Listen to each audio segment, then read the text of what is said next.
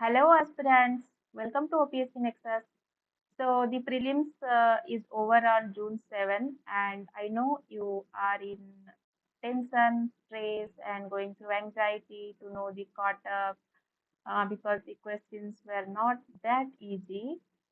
So, anyway, so if it is difficult, then definitely it is difficult for everyone. So, let's discuss and the cutoff will be also accordingly. So let's discuss the polity questions today. I will be doing it in two parts. Let's start. We'll see how we could have answered it or how the next prelim you can answer. Okay, how to decode the questions. The first one is consider the following statements with respect to doctrine of procedure established by law as provided in the Constitution of India. Options are it protects against executive action, it protects against legislative action. Article 22 was incorporated to the Constitution as additional safeguards after debate in the Constituent Assembly. In the bank nationalization case, the Supreme Court adopted its strict interpretation. How many of the above statements are, is, or are correct? Okay. So now we have to select which are correct from here. So from where the question has come from? It has come from fundamental rights chapter. Okay. So we know that we have two doctrine there, procedure established by law, and another one is due process of law. So it's related to that theory. Okay. So the first one is it protects against executive action. Yes, it is correct. The second one is it protects against legislative action. It is completely wrong. The second one is wrong. Why? Because if it is due process of law, then it will be correct. But now it is here what is mentioned procedure established by law. So here it is it protects against legislative action is wrong. Okay. The third one is Article 22 was incorporated to the Constitution as additional safeguard after debate in the Constituent Assembly. It is completely correct. Then the fourth one, in the bank nationalization case, the Supreme Court adopted its strict interpretation. It is also correct. Okay, we know that in A.K. Gopalan case, which was followed, procedure established by law was followed. And next to that bank nationalization case, also the same thing was adopted.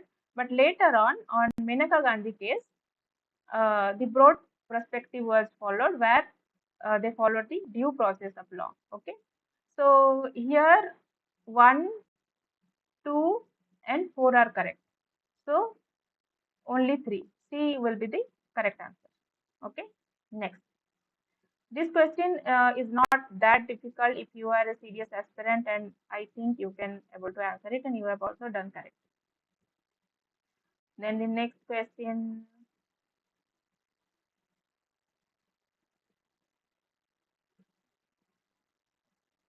Okay. So here is the next question. Question number 16. Examine the following statements. Statement 1. The courts are prohibited to inquire to the advice given by the ministers to the governor. Statement 2. The ministers have no legal responsibility as per the constitutional provision. In the above context, which one of the following is correct? We know that the second one is definitely correct. The ministers have no legal responsibility as per the constitutional provision because in India they don't have any legal responsibility, but in UK they have the legal responsibility. Now the courts are prohibited to inquire to the advice given by the minister to the government, also correct. So both statement 1 and statement 2 are correct, and statement 2 is the correct explanation for statement 1. So the first one is the correct answer. So I'm not going to B, C, and D. And if you are preparing for mains, then definitely you would have prepared for the comparison among the constitutions of different countries. In that, you will find all these things. Okay. So a in-depth preparation is required. Then question number 21. Which of the two articles of Indian Constitution override fundamental right in respect of Article 14, right to equality and state level economic distribution. So from where it has come from, actually the question has come from DPSP. And if you have gone through DPSP properly, why this amendment has been done, Article 39, subclause B and C, then you will able to answer the question. Okay, this question particularly. So this is also not that difficult, moderate level of question this is. So Article 39B and C, this is the correct answer. Option B is the correct answer for 21. Then next question. In which article of Indian Constitution the doctrine of estoppel is found? Okay, so this is bit difficult question, and I can say that it is very difficult to answer here because we don't find this in Lakshmikant and all. But if you are preparing for UPSC and you have gone through the EPSC notes where all the doctrines are mentioned and you have read that, then only you can able to answer it. So here the option will be D because it is not related to any of the article. So it's related to Indian Evidence Act 1872, a doctrine of Estoppel. So from here onwards, you have to read all the doctrines related to, polity, governance, or public administration.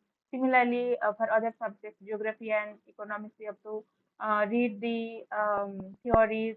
At least one line you should know about any theory or any doctrine. Okay, so we should not skip it because it is a optional concept or something like that. Because OPSC is going very deep, right?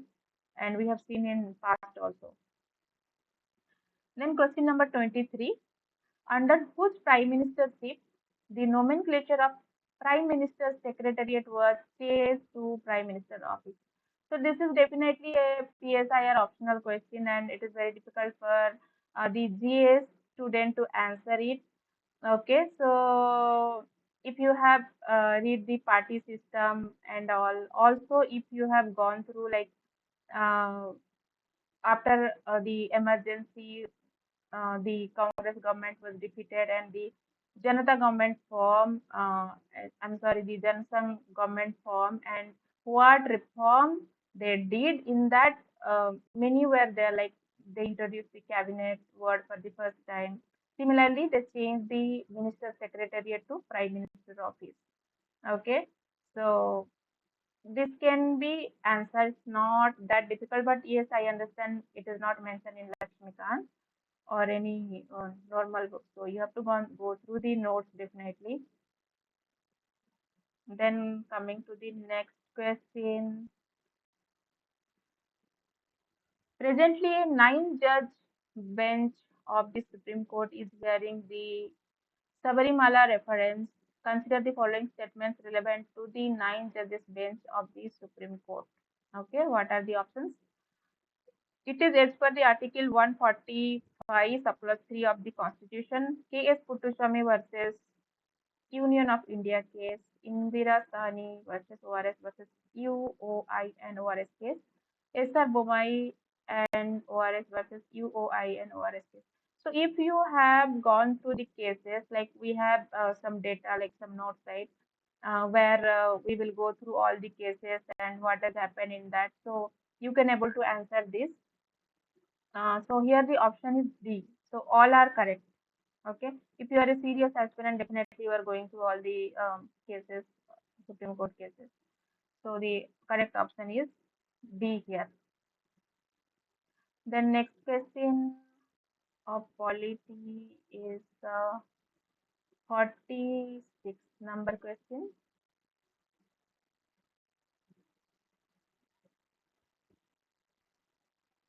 Hold on.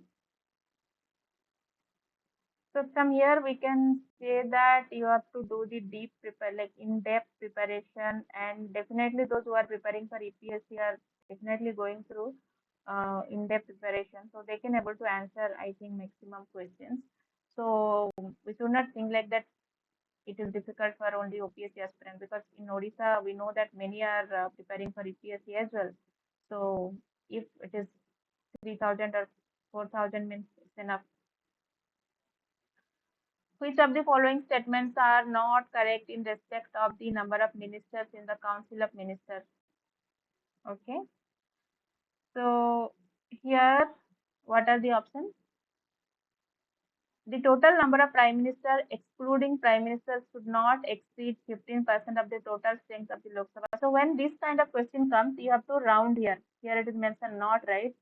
So you have to here find out which is not correct. Okay, you no need to find out which is correct. So most of the time, what aspirant do, they miss it. Okay, because in the exam pressure and all, they find out what is the correct, even though it is an easy question. While going through the preparation, it can be said that it is the easiest question. If you are a serious aspirant, it is definitely easiest question. But if you miss this not, means your 2 marks are gone and plus your negative mark. So this first one is wrong definitely, because why? The total number of minister excluding it is mentioned, so it should be including. So including prime minister, it should not exceed 15% in of the total strength of Lok Sabha. Again, you have to see here, it is mentioned Lok Sabha, but yeah, definitely it is excluding means it is incorrect. The second one, the 91st Constitution Amendment Act introduced a cap on the number of ministers in the Council of Ministers. So this is correct. The principle of 15% of the total strength of Legislative Assembly also applicable to the states in Indian Union. This is also correct. Fourth one, the ceiling on the numerical strength of Council of Ministers is limited to 15% of the strength of both the houses of the Parliament. It is not both the houses of Parliament, it is only the Lok Sabha. So here 4 and 1 are incorrect. Okay, so answer will be A. Here 46, answer is A. Then moving on, who advanced the slogan एक देश में दो विधान, दो प्रधान और दो निशान नहीं चलेंगे? All right, this is also a kind of PSI or optional question because it's regarding the party system. So who told this? Syama Prasad Mukherjee, he told it. But yeah, you can able to answer like when he told it during the like when the protest was going on to remove the Article 370 of Jammu and Kashmir, he told this statement. He has told it because in last PYQ we have seen that we have so many questions from Article 370, right? So if any topic which is being asked in previous year, we have to go through it in depth. So only we can answer the questions like this. So like what I can see is various questions are from the topics have been asked previously, but they have asked very in-depth question, right? So here the answer is Syama Prasad Mukherjee. Yeah, but it is little difficult to answer. I can understand. Then question number 48. Consider the following statements and explanation.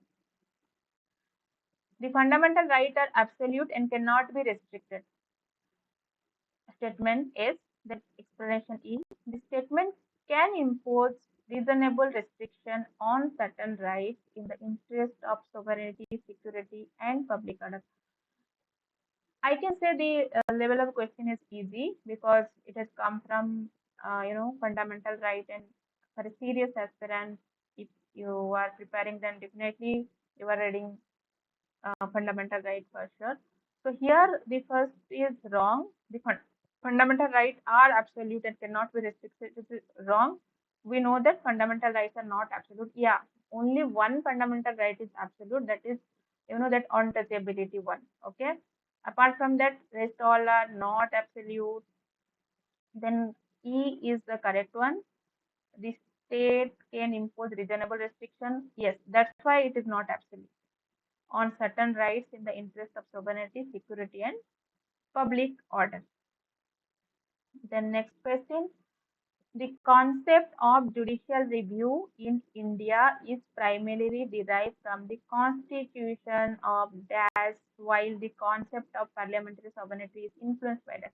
This is a very easy question because it has come from the sources of Indian constitution, and each year definitely a question is being asked or are being asked. Many questions have come in past also. So you should not leave this topic, and I think you have already answered it correctly.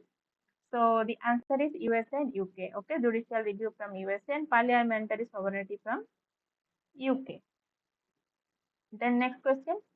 A data protection law restricts sharing of personal data, but RTI activists argue it weakens transparency. Question, the scenario highlight. Okay, so here two scenarios are there. One scenario is what? Data protection law restrict the sharing of personal data. The second one is RTI activists argue it weaken transparency. So here there are four options. The answer will be conflict between two fundamental rights. So what are the fundamental rights? The a data protection law restricts sharing a personal data. So we know that it is related to right to privacy, Article 21, right? Uh, as per the means it strengthened the Article 21, this law. Then the second one, RTI activists argue it weaken transparency. So RTI has been derived from where? Like it get the source from which article? Article 19 surplus 1 surplus A. Okay. So two articles are in conflict here. So conflict between two fundamental rights. So how we can eliminate also? It is bit easy question. I think you can able to answer it, and you have also answered it correct. So this is wrong. Conflict between statutory rights. Definitely these two are not statutory rights. Conflict between directive. Here nowhere directive principle DPSP is coming. So definitely you can eliminate. Conflict between judiciary. Judiciary executive is not coming at here. So this is bit easy question. Okay. So next part we will do the second part of polity and current affair and economics. I'll be doing in the next part. So stay tuned. Thank you, everyone.